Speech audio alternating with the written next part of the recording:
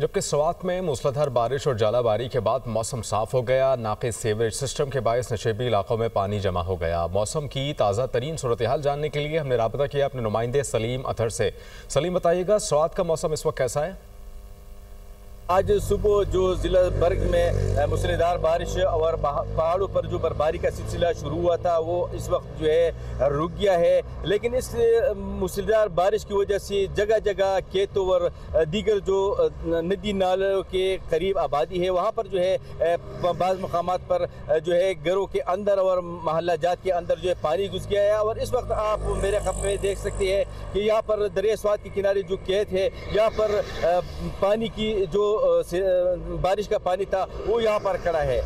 जो मौके में मौसमियात है उनका कहना है कि आइंदा एक हफ्ते तक जो है स्वात का मौसम जो है खुश रहने का इम्कान है। लेकिन जो जलाबारी और बारिश हुई है इसकी वजह से स्वात का मौसम इंतहाई ठंड पड़ गया है और लोगों ने जो है सर्दी से बचने के लिए गर्म मलबूसात का इस्तेमाल शुरू किया है।